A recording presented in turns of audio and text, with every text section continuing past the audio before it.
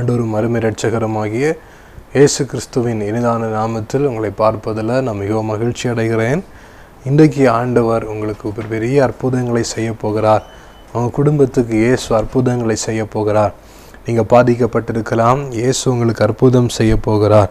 ஆண்டவர் உங்கள் ஜெபத்துக்கு பதில் தந்து ஆண்டவர் உங்களுக்கு நிச்சயமாக ஆண்டவர் உங்களுக்கு அற்புதத்தை செய்ய போகிறார். எல்லாரும் கண்களை மூடி இன்றைக்கு நம்ம ஜெபிக்க போகிறோம். ஆண்டவரே, இந்த நாளிலும் ஆண்டவரே இந்த வசனத்தின் மூலமாக எங்களோடு பேசுகிறவர் நீங்கள் அல்ல, பரிசுத்த ஆவியானவர் என்று சொல்லப்பட்டிருக்கிறபடி இன்றைக்கு ஆண்டவர் எங்கள் கூட பேசுங்க. உங்களுடைய வார்த்தையை நாங்கள் கேட்க வந்திருக்கிறோம்ப்பா. ஆண்டவரே, இன்றைக்கு வீடுகளில் இதை கேட்கிற ஒவ்வொரு பிள்ளைகளையும் ஆண்டவர் தொடும், அற்புதம் செய்யும், சாட்சியாக நிறுத்தும். இயேசுவின் நாமத்தில் பிதாவே, ஆமேன். அல்லேலூயா. ஆண்டவர் இன்றைக்கு உங்கள் கூட பேச போகிறார். பாருங்க, மத்தேயு 8ஆம் அதிகாரத்தில் 13வது வசனத்தை வாசித்தா அதில் சொல்லப்பட்டிருக்கு, பின்பு இயேசு 100க்கு அதிபதியை நோக்கி, நீ போகலாம், உன் விசுவாசத்தின்படியே உனக்கு ஆக கடவது என்றார். பாருங்க, இந்த வசனத்தில் சொல்லப்பட்டிருக்கு, உன் விசுவாசத்தின்படி உனக்கு ஆக கடவது. ஆண்டவர் நம்முடைய விசுவாசத்தை கனப்படுத்துகிறவர். நீங்கள் இன்னைக்கு ஆண்டவரோடு வாழ்கிற ஒரு நபராக இருக்கலாம். ஆண்டவர் உங்கள் விசுவாசத்தை கனப்படுத்துவார். இயேசுவே, எனக்கு இதை செஞ்சிடுங்க, என் காரியத்தில் அற்புதம் செஞ்சிடுங்க. நீங்கள் விசுவாசித்து ஜெபிக்கும்போது நீங்கள் என்ன காரியத்துக்காக விசுவாசித்து ஜெபிக்கிறீங்களோ அந்த காரியத்தில் இயேசு அற்புதம் செய்வார். விசுவாசம் உள்ள ஜெபத்தை அவர் அங்கீகரிக்கிறவர். விசுவாச ஜெபத்துக்கு பதில் தருகிறவர். விசுவாசம் உள்ள ஜெபம் பிணியாளியை ரட்சிக்கும் அப்படின்னு வேதத்தில் சொல்லப்பட்டிருக்கிறது. இயேசு உங்கள் விசுவாசத்தை கனப்படுத்துகிற ஆண்டவர். நீங்கள் இன்றைக்கி விசுவாசத்தோடு சில காரியத்தில் ஆண்டவரை ஜெபிக்கலாம். விசுவாசத்தோடு ஆண்டவரை தேடலாம். ஆண்டவர் எனக்கு நன்மை செய்வார், எனக்கு அவர் அற்புதம் செய்வார், விசுவாசித்து காத்திருக்கலாம். நீங்கள் என்ன காரியத்தில் விசுவாசிக்கிறீங்களோ இயேசு நிச்சயமாய் அற்புதம் செய்வார். எந்த காரியத்தில் இயேசு செய்வார், எனக்கு இயேசு செய்வார், என் குடும்பத்துக்கு இயேசு செய்வார், அவர் எனக்கு நிச்சயம் செய்வார் என்று காத்திருக்கிறீங்களோ அந்த காரியத்தில் விசுவாசத்துக்கு இயேசு நிச்சயம் பதில் தருவார். உங்கள் விசுவாசத்தை கனப்படுத்துகிற ஆண்டவர். அப்போ நம்ம விசுவாசிக்கணும், ஆண்டவரை பின்பற்றணும். முதல்ல நம்ம விசுவாசிக்கிற நம்ம என்ன காரியத்தை எல்லாம் செஞ்சால் இயேசு பதில் தருவார் என்பதை நம்ம இன்றைக்கு தியானித்து ஜெபிக்க போகிறோம். நீங்கள் மத்தேயு 8ஆம் அதிகாரம் 5வது வசனத்தை வாசித்தா, இயேசு கப்பர்நகூமில் பிரவேசித்த போது 100க்கு அதிபதி ஒருவன் அவரிடத்தில் வந்து, ஆண்டவரே, என் வேலைக்காரன் வீட்டிலே திமிர்வாதமாய் கிடந்து கொடிய வேதனைப்படுகிறான் என்று அவரை வேண்டிக் கொண்டான். பாருங்க, இந்த வசனத்தை வாசிக்கும் போது ஒரு 100க்கு அதிபதி.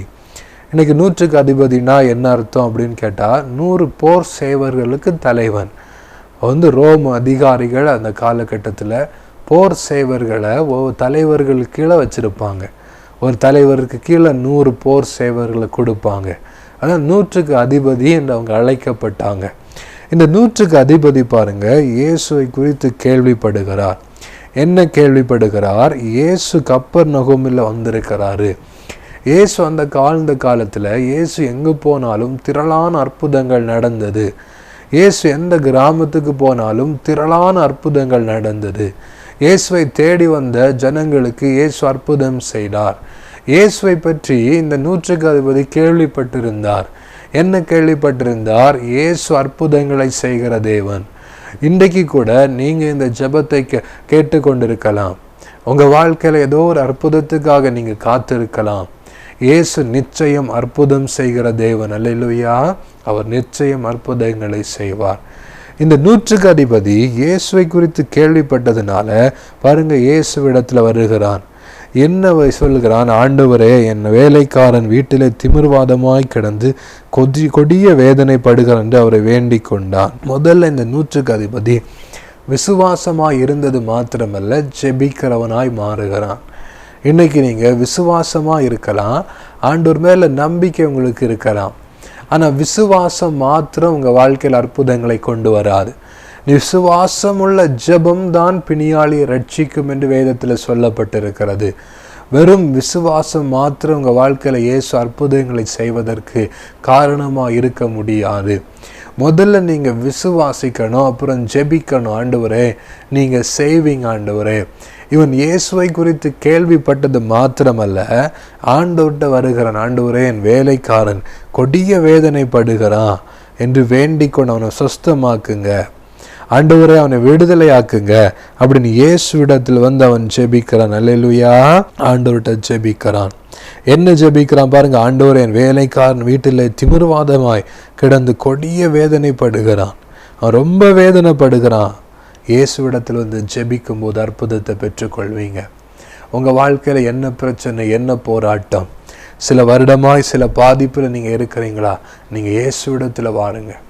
உங்கள் கண்ணீருக்கு பதில் இல்லையா, இன்னைக்கு இயேசுவிடத்தில் வாருங்க. உங்களை ஆறுதல் படுத்த யாரும் இல்லையா, நீங்கள் இயேசுவிடத்தில் வாருங்க. உங்களுக்காக யாருமே இல்லையா, நீங்கள் இயேசுவிடத்தில் வாருங்க. உங்கள் கவலைகளை இறக்கி வைப்பதற்கு எந்த இடமும் இல்லையா, இன்றைக்கி நீங்கள் இயேசுவிடத்தில் வாருங்க. உங்களை புரிந்து கொள்வதற்கு யாரும் இல்லையா, நீங்கள் இயேசுவிடத்தில் வாருங்க. ஆண்டவரே, நீங்கள் ஜெபிக்கிற ஜெபத்துக்கு ஆண்டவர் நிச்சயம் பதில் தருவார். அல்லேலூயா. அவர் ஜெபங்களை கேட்கிற ஆண்டவர். இந்த 100க்கு அதிபதி ஆண்டவர்கிட்ட வந்து ஜெபிக்கிற, ஆண்டவரே, என் வேலைக்காரனை நீங்கள் சுஸ்தமாக்கிடுங்க. இன்றைக்கி கூட ஆண்டவர் உங்களுக்கு சுகம் தந்திருக்கலாம், பலன் தந்திருக்கலாம், ஆயுசு நாட்களை பெருக பண்ணியிருக்கலாம். ஆனால் உங்கள் குடும்பத்தில் யாரோ நபர் பாதிக்கப்பட்டிருப்பாங்க. வியாதினால, வறுமையினால, கஷ்டத்தினால உங்கள் பிள்ளைகள் பாதிக்கப்பட்டிருப்பாங்க. உங்கள் குடும்பத்தில் யாரோ ஒரு நபர் பாதிக்கப்பட்டு இருப்பாங்க. பாதிக்கப்பட்டவங்களுக்காக நீங்கள் ஜெபிக்கணும். ஆண்டவரே, இவங்களை சொஸ்தமாக்கிடுங்க. என் பிள்ளைக்கு இந்த வியாதி வந்துட்டு நீங்கள் சொஸ்தமாக்கிடுங்க. என் கணவருக்கு இந்த வியாதி வந்துட்டு சொஸ்தமாக்கிடுங்க. என் மனைவிக்கு இந்த வியாதி வந்துட்டு சொஸ்தமாக்கிடுங்க. நீங்கள் யாரோ ஒரு நபருக்காய் ஜெபிக்கிற ஒரு மனிதனாக இருக்கலாம். நிச்சயம் இயேசு உங்களுக்கு பதில் தருவார். அல்லேலூயா. பதில் தருவார்.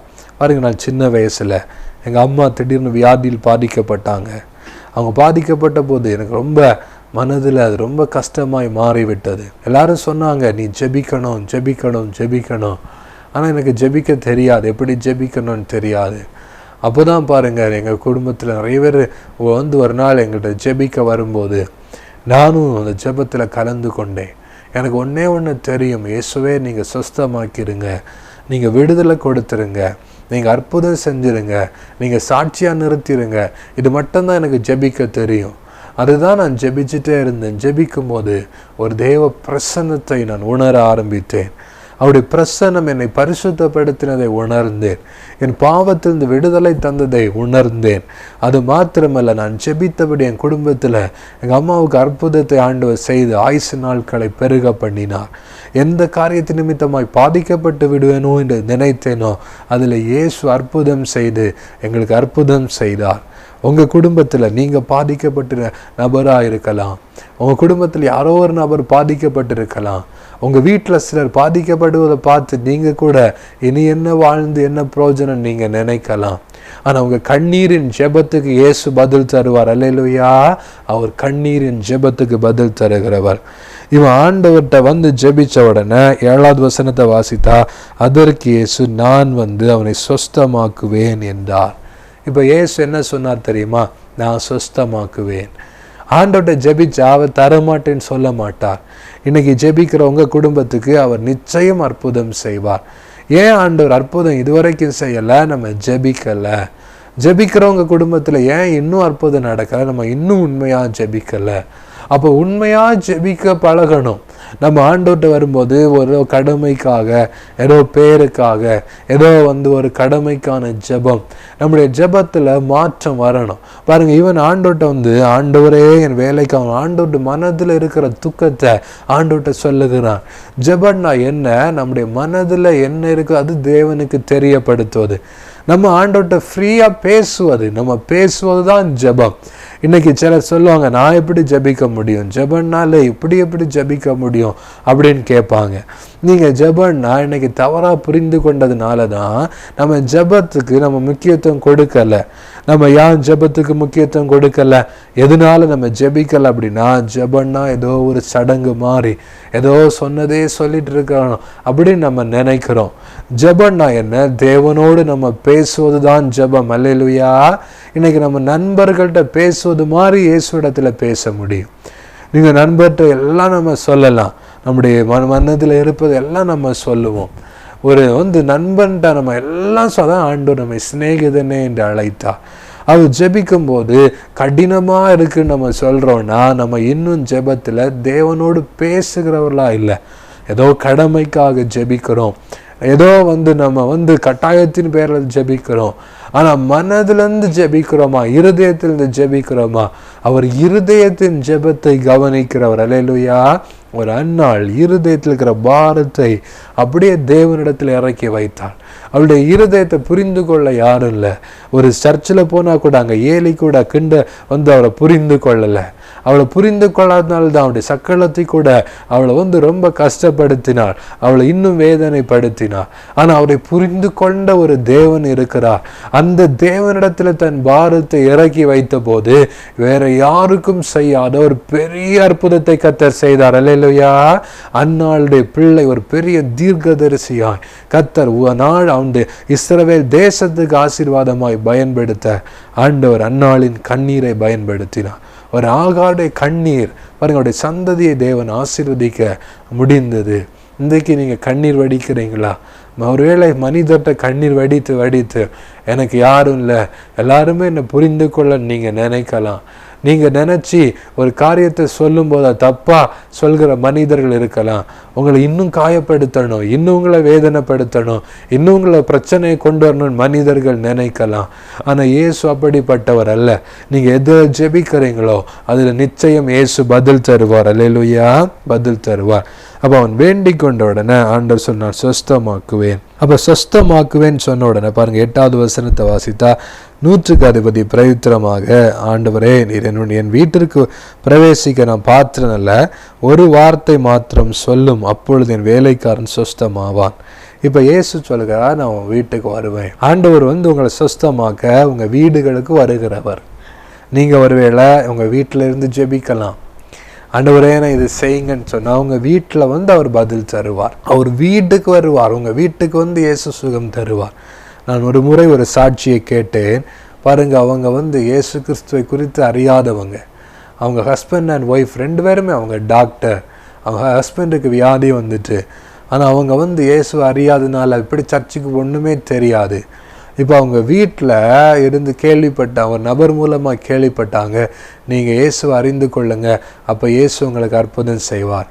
பாருங்கள், இவங்க இயேசு அறிஞ்சு கொள்ளணும் அப்படின்னு ஒரு ஆசை இருந்தது. ஒரு ஊழியக்காரரை போய் பார்த்து இயேசுவை அறிந்து கொண்டாங்க. தினமும் ஜெபிப்பாங்க, ஆண்டவரே நாங்கள் இயேசுவே எங்கள் வீட்டுக்கு என்னை சொஸ்தமாக்குங்க. நீங்கள் எங்கே இருக்கிறீங்களோ அந்த இடத்துக்கு இயேசு வருவார். நீங்கள் பாதிக்கப்பட்டு இருக்கிற இடத்துல இயேசு வருவார். பாதிக்கப்பட்ட இடத்துல இயேசு அற்புதம் செய்கிறவர். அல்லேலூயா. அதனால தான் சொல்கிறேன், நான் சுகமாக்குவேன். நீங்கள் உங்கள் வீட்டில் இருந்து ஜெபிக்கிற ஜெபத்துக்கு கூட இயேசு பதில் தருவார். நம்ம ஞாயிற்றுக்கிழமை மாத்திரம் ஜெபிப்போம். ஏன்னா நம்முடைய விசுவாசம் என்ன, சர்ச்சுக்கு போனால் மாத்திரம்தான் அந்த ஜெபம் இயேசு கேட்பாரு. சர்ச்சில் இருந்து ஜெபிக்கணும், நம்ம கண்டிப்பாக போகணும், ஜெபிக்கணும். மீதி உள்ள நாட்களில் சர்ச்சுக்கு போக முடிஞ்சவங்க சர்ச்சில் போய் ஜெபிக்கலாம். அப்போ வீட்டிலேருந்து ஜெபிக்கலாம். வீட்டில் நீங்கள் ஜெபிக்கிற சத்தம் அநேகருக்கு ஆசீர்வாதத்தை கொண்டு வரும். அல்லேலூயா. நீங்கள் ஜெபிக்கணும், வீட்டில் இருந்து ஜெபிக்கணும். எப்படி சர்ச்சில் போய் நம்ம ஜெபிக்கிறோம், அதே போல் உங்கள் வீடை ஜெபிக்கிற வீடாய் மாற்றணும். நீங்கள் ஜெபிக்கிறவங்க பிள்ளைங்க பார்க்கணும். பாருங்கள், பில்லி கிரஹாமை குறித்து அவங்க மரணப்படும் போது அவங்க மகள் சொன்னாராம், எனக்கு வாழ்க்கையில் ரோல் மாடல் எங்கள் அப்பா. என்ன கஷ்டமோ நஷ்டமோ அவங்க தேவனுக்காக என்ன பெரிய காரியத்தை செஞ்சாலும், எது செஞ்சாலும், எத்தனை பிரச்சனை வந்தாலும் எங்கள் அப்பா காலையில் முழங்கால் படியிடுவதை நான் பார்ப்பேன். நான் முழிக்கும் போது முழங்காலே அவர் நிற்பதை பார்ப்பேன். தூங்கும்போது அவர் முழங்காலே நின்றதை பார்த்துட்டு தூங்குவேன். எப்போ அவர் தூங்குவார் தெரியாது. எங்கள் அப்பா ஜெபிக்கிறவர் தகப்பனார். அதனால நாங்களும் ஜெபிக்கிறவங்களாக மாறிட்டோம், ஆண்டவரை பின்பற்றுகிறோம். இன்னைக்கு நம்ம ரோல் மாடலாக இருக்கிறோமா வீட்டில் பிள்ளைகளுக்கு? இல்லை நம்ம வாழ்க்கையில் ஆண்டவரோடு இருக்கிறோமா? இன்னைக்கு நம்ம ஜெபிக்கிறோமா? யோசித்து பாருங்க. இவன் ஜெபித்த உடனே ஆண்டவர் சார், நான் சொஸ்தமாக்குவேன். நீங்கள் எங்கே இருந்தாலும் இயேசு வருவார், அவர் உங்களை சொஸ்தமாக்குறவர். அதற்கு பாருங்க, இந்த வசனத்தை 100க்கு அதிபதி பேசுகிறவங்க, ஆண்டவரை நீர் என் வீட்டுக்குள் பிரவேசிப்பதற்கு நான் பாத்திரன் அல்ல, ஒரு வார்த்தை மாத்திரம் சொல்லும், அப்பொழுது என் வேலைக்காரன் சொஸ்தமாவான். இப்போ 100க்கு அதிபதி பாருங்க, வீட்டுக்கு சொஸ்தமாவான்னு சொன்ன உடனே அவன் உடனே விடலை, இயேசுவை விடலை. அப்போ இயேசு வந்து சொஸ்தமாக்கணும் அப்படின்னு அவன் காத்திருக்கலை. ஆனால் அவன் பாருங்க இன்னொன்று சொல்கிறான், ஆண்டவரே ஒரு வார்த்தை சொன்னால் போதுமே. நம்ம இயேசு இடத்துல ஜெபிக்கும் போது உரிமையாக கேட்கணும். அல்லேலூயா. நம்ம உரிமையாக பழகணும் அவர்கிட்ட. இன்னைக்கு நான் ஜெபிக்க வர ஆண்டவரே, உங்கள்கிட்ட இதெல்லாம் நான் கேட்குறேன் ஆண்டவரே, இதை நீங்கள் இப்படி செஞ்சிடுங்க ஆண்டவரே. நம்ம அவர்கிட்ட உரிமையாக ஜெபிக்க முடியும். இவன் என்ன ஜெபித்தான்? நீங்கள் வாங்கன்னு முதல்ல ஆண்டவரை சொஸ்தமாக்குங்கன்னு ஜெபிச்சான். அடுத்து என்ன ஜெபிக்கிறான்? ஒரு வார்த்தை சொன்னால் போதுமே ஆண்டவரே. அதான் உரிமையின் ஜெபம். நீங்கள் உரிமையாக ஜெபிக்க முடியும். அதான் வேதத்தில் சொல்லப்பட்ட அப்பா பிதாவே என்று கூப்பிடுகிற புத்திர சுவிகாரத்தின் ஆவியை நமக்கு தந்திருக்கிறார். எதனால் அபிஷேகம் பண்ணப்பட்டிருக்கிறோம்? எதனால பரிசுத்த ஆவியானவர் தருகிறார்? நம்ம அப்பா பிதாவே, ஒரு அப்பாட்ட நம்ம எப்படி உரிமையாக கேட்க முடியுமோ அதே போல நம்ம உரிமையாக இயேசுவிடத்துல கேட்க முடியும். அல்லேலூயா. அவர் உரிமையாய் நம்ம ஜெபிக்கும் போது ஆண்டவர் பதில் தருவார். அதனால நான் பாருங்க, மத்தேயு 7:9 வாசித்தா, உங்களில் எந்த மனுஷனாயிலும் தன்னிடத்தில் அப்பத்தை கேட்கிற தன் மகனுக்கு கல்லை கொடுப்பானா? மீனை கேட்டால் அவனுக்கு பாம்பை கொடுப்பானா? ஆகையால் பொல்லாதவர்களாகிய நீங்கள் உங்கள் பிள்ளைகளுக்கு நல்ல ஈவுகளை கொடுக்க அறிந்திருக்கும் போது பரலோகத்தில் இருக்கிற உங்கள் பிதா தம்மிடத்தில் வேண்டிக் கொள்கிறவர்களுக்கு நன்மையானவர்களை கொடுப்பது அதிக நிச்சயம் அல்லவா? ஆண்டவர் சொல்லுகிறார், பிதாவிடத்துல பரலோகத்தில் ஒரு பிதா இருக்கிறார். இன்னைக்கு உலகத்தில் அப்பா அம்மாட்ட நம்ம எதிர்ந்தாலும் போய் சொல்லுவோம், எனக்கு இந்த பிரச்சனை இருக்கு, என்ன போராட்டம் இருக்கு, இது இருக்குது, இது இல்லை. நம்ம ஆண்டவர்கிட்ட நிற்பதை விட அப்பா அம்மாட்ட போய் நிற்போம். ஆனால் பைபிளில் இருக்கு, பரமபிதா அவர் நம்மை பிள்ளைகளாய் நடத்துகிறார். அவர் நம்மை பிள்ளைகளாய் பார்க்கிறார். உங்களை அவர் சொந்த பிள்ளை அவர் ஏற்றெடுத்திருக்கிறார். நீங்கள் சிலுவையில் அவர் உங்களுக்காக உங்களை அவர் நம்முடைய பிள்ளையாய் மாற்றுவதற்காக உங்களுக்காக விலக்கரையும் கொடுத்திருக்கிறார். அப்போ இயேசு உங்களை தேடி வந்தது மாத்திரம் அல்ல, அவர் உங்கள் பிள்ளையாய் ஏற்றெடுத்திருக்கிறார். அதனால தான் பைபிளில் சொல்லப்பட்ட அவருடைய நாமத்தின் மேல் விசுவாசம் உள்ளவர்களாய் அவருடைய ஏற்றுக்கொண்டவங்க எத்தனை பேர்கள் அவங்க தேவனுடைய பிள்ளைகளாகும்படி அதிகாரம் கொடுத்திருக்கிறார். உங்களுக்கும் எனக்கும் இயேசு ஒரு அதிகாரம் தந்திருக்கிறார். என்ன அதிகாரம்? நம்ம தேவனுடைய பிள்ளைகள். அல்லேலூயா. தேவனுடைய பிள்ளைகள் என்றால் என்ன அர்த்தம்? நமக்கு அதிகாரம் இருக்கிறது. அவரிடத்துல ஜெபிப்பதற்கு அதிகாரம் இருக்கிறது. அவரிடத்துல கேட்பதற்கு அதிகாரம் இருக்கிறது. உரிமை இருக்குது. நம்ம அவர்கிட்ட போய் கேட்க முடியும். ஜெபத்தில் எதையும் நீங்க ஆண்டவர்கிட்ட கேட்க முடியும். உங்க பரிசுத்தத்திற்காக, உங்க எதிர்காலத்திற்காக, உங்க பிள்ளைகளுக்காக, உங்களை சுற்றி இருக்கிறவங்களுக்காக, உங்க வியாதிக்காக உரிமையோடு போய் ஜெபிக்க முடியும். இயேசுவே ஒரு வார்த்தை மாத்திரம் சொன்னால் போதுமே. ஆரம்பத்தில் வேண்டிக் கொண்டவன் அடுத்து உரிமையா கேட்கிறான். நீங்க ஒரு வார்த்தை சொன்னால் போதுமே. இன்னைக்கு கூட நம்ம உரிமையா கேட்கணும், இதை செஞ்சிருங்க, நான் உங்க பிள்ளை தானே, எனக்கு செஞ்சிருங்க, எனக்கு நீங்க செஞ்சுதான் ஆகணும், எனக்கு நீங்க இதை செஞ்சுதான் ஆகணும், இந்த காரியத்தில் நீங்க அற்புதம் செஞ்சுதான் ஆகணும், நான் உங்க பிள்ளையா நிற்கிறேன், நான் உங்க பிள்ளை ஆண்டவரே, எனக்கு நிச்சயம் இந்த காரியத்தில் அற்புதம் செஞ்சுதான் ஆகணும். உரிமையின் ஜெபத்தில் இயேசு அற்புதம் செய்வார். அல்லேலூயா. ஒரு முறை பாலியங்கிச்சோ என்கிற ஒரு தேவ மனிதர், அந்த மனிதனுடைய வாழ்க்கையில பாருங்க, அவருடைய ஒரு பிள்ளை திடீர்னு மரித்து போனது. அவரால் அதை ஏற்றுக்கொள்ள முடியல. ஏன்னா அவர் ஊழியக்காரர், அவர் மூலமாய் பல அற்புதங்கள் நடக்குது. சொந்த பிள்ளை மறிச்ச உடனே அவர் சொன்னார், இந்த பிள்ளையை நான் எழுப்பாம விட மாட்டேன், இந்த பிள்ளைக்கு ஆண்டவர் செய்யாம நான் விட மாட்டேன், இதுல நான் நியாயம் கிடைக்காம விட மாட்டேன். அதுக்கு என்ன செய்தார்? தண்ணி அறையில் அந்த பிள்ளையுடைய சடலத்தை கொண்டு வைத்து ஜெபிக்க ஆரம்பித்தார். ஆண்டவரே எழுந்தருளும், நியாயம் செய்யும், நீதி செய்யும், எங்களுக்கு இந்த பிள்ளையை தரும்போது ஒரு திட்டத்தோடு தந்தீரே, இந்த பிள்ளை பாதியில மறிப்பதற்கு நான் இடம் கொடுக்க மாட்டேன், இதை நீர் செய்துதான் ஆகணும், இதை நீர் செஞ்சுதான் ஆகணும். அவன் உரிமையா ஜெபிக்க ஆரம்பித்தார். கீழே வரும்போது அந்த பிள்ளை உயிரோடு வந்த உடனே எல்லாரும் கேட்டாங்களாம், என்ன நடந்துச்சு? அந்த பிள்ளை சொல்லிச்சா, நான் பரலோகத்தில் போய் தேவனோடு இருக்க போனேன், அவ்வளோ சந்தோஷம் இருந்துச்சு. கீழே எங்கள் அப்பா ஜெபிக்கிறாங்க, உடனே ஏசப்பா என் பிள்ளை கேட்குறான், நான் அனுப்பாமல் இருக்க முடியாது, நீ போ, உனக்கு பல ஆயுசு நாட்களை கூட்டிடுறேன், அதுக்கப்புறம் நீ வா, ஒரு நாள் உன்னை கூப்பிடுவேன். பாருங்க, உரிமையின் ஜெபம். தேவனிடத்துல உரிமையா நம்ம கேட்கிற காரியத்துல நிச்சயம் அவர் பதில் தருவார். அல்லேலூயா. நம்ம உரிமையா கேட்கலாம், இதை செஞ்சிருங்க. உங்க ஆசைகளை கூட தேவ சித்தத்துக்கு நீங்க ஒப்பு கொடுக்கணும். ஆண்டவர், இது உங்க சித்தம்னா செஞ்சிருங்க, இதை நீங்க செஞ்சிருங்க ஆண்டவரே. உரிமையாய் அவன் கேட்கிறான். ஒரு வார்த்தை சொல்லும் ஆண்டவரே. இந்த வார்த்தையை கேட்ட உடனே அடுத்த வசனத்தை வாசித்தா, அந்த 9ஆம் வசனத்தை நீங்கள் வாசித்தீங்கன்னா, நான் அதிகாரத்தை கீழ்ப்பட்டவனாக இருந்தும் எனக்கு கீழ்பட்டு இருக்கிற சேவகரும் உண்டு. நான் ஒருவனை போவென்றால் போகிறார், மற்றொருவனை வா என்றால் வருகிறான், என் வேலைக்காரனை இதை செய் என்றால் செய்கிறான் என்றார். இந்த வார்த்தை அவன் சொல்கிறான் பாருங்க, அவன் பெரிய அதிகாரியாக இருக்கிறவன். நான் நிறைய பேர்கிட்ட சொல்லும்போது அவங்க எல்லாம் செய்கிறாங்க. இதை ஏன் அவன் சொல்லணும்? அவனால் மனிதனை சொஸ்தமாக்க முடியாது. அவன் சொன்னால் சிலர் கீழ்ப்படுகிறாங்க, அவ்வளவுதான். ஆனால் தேவன் சொன்னால் தான் அற்புதம் நடக்கும். அல்லேலூயா. அவனுடைய அதிகாரத்தை வைத்து இந்த உலகத்தில் எதையும் செய்ய முடியலை. இன்னைக்கு பெரிய பெரிய அதிகாரத்தில் இருந்துட்டு நான் எல்லாம் சாதிச்சிடும்னு நினைச்சா அந்த அதிகாரத்தை வச்சு சாதிக்க முடியாது. அப்போ என்ன அதிகாரம்? தேவனிடத்திலிருந்து வருகிற அதிகாரம் தான் இந்த உலகத்தில் சாதிக்க வைக்கும். இந்த மனிதனுக்கு அற்புதத்தை கொண்டு வந்தது அவனுடைய அதிகாரம் அல்ல, அவன் தேவனிடத்தில் வந்து போய் கேட்ட அந்த அதிகாரம், தேவனிடத்தில் போய் கேட்ட அந்த உரிமை. நீங்கள் தேவனுடைய பிள்ளைகள் என்கிற அதிகாரம் இந்த உலகத்தில் உங்களுக்காக பெரிய காரியங்களை செய்ய வைக்கும். அல்லேலூயா. பெரிய காரியங்களை செய்ய வைக்கும். நீங்கள் 2 ராஜாக்கள் 5ஆம் அதிகாரம் 6-7 வசனத்தை வாசிக்கும் போது, சீரியா தேசத்தில் இருக்கிற படைத்தலைவனாகிய நாகமான் குஷ்டரோகத்தில் பாதிக்கப்பட்ட போது பாருங்க, இஸ்ரவேல் தேசத்துக்கு ராஜாட்ட போய் சொல்றாங்க, அங்க வந்து அந்த தேசத்துல அற்புதம் நடக்குன்னு கேள்விப்பட்டிருக்கிறோம், இப்போ வந்து இவங்க வியாதியை சுகமாக்குங்கன்னு சொன்னபோது அவர் தன்னுடைய துணிகளை கிழித்து கொண்டு சொன்ன, என்ன கிண்டல் அடிக்கிறீங்களா, என்ன இப்படி வந்து என்னோட பிரச்சனைக்காக வாரீங்க? ஏன்னா ஒரு ராஜாவினால் அற்புதம் செய்ய முடியலை, ஆனால் ஒரு தேவனுடைய பிள்ளைனால் அற்புதங்களை தன்னுடைய வாழ்க்கையில பெற்றுக்கொள்ள முடியும். அல்லேலூயா. மற்றவருடைய வாழ்க்கையில் அற்புதங்களை கொண்டு வர முடியும். அதனால இவன் சொல்றான், நான் அதிகாரத்துக்கு உட்பட்டவனா இருக்கிறேன். நிறைய பேர் வந்தா போறான், ஆனா இவனுடைய வார்த்தையினால் அல்ல, இயேசுவின் வார்த்தையினால் தான் அற்புதம் நடக்கும். அல்லேலூயா. உங்க வார்த்தையினால் அற்புதம் நடக்காது, இயேசுவின் வார்த்தையினால, உங்க ஜெபத்தினால அல்ல, இயேசுவிடத்துல நீங்க ஜெபிக்கிறதுனால. இன்னைக்கு நடந்த உடனே என் ஜெபம் என் ஜெபம் நான் செஞ்சுட்டேன் அல்ல, இயேசு செய்கிறார். அப்படி நீங்க சொல்ல பழகணும். அல்லேலூயா. வந்து ஆண்டவர்ட்ட ஒப்பு கொடுக்கணும். 10வது வசனத்தை வாசித்தா, இயேசு இதை கேட்டு ஆச்சரியப்பட்டார். இவ ஆண்டவரே ஆச்சரியப்படுகிறார். முதல்ல பாருங்க, வேண்டிக் கொண்டார். 2வது உரிமையா கேட்கிறான். 3வது ஆண்டவரை ஆச்சரியப்படுகிற அளவுக்கு அவனுடைய விசுவாசம் இருக்கு. அது என்ன விசுவாசம்? ஆண்டவருடைய வார்த்தையில வல்லமை உண்டு. அல்லேலூயா.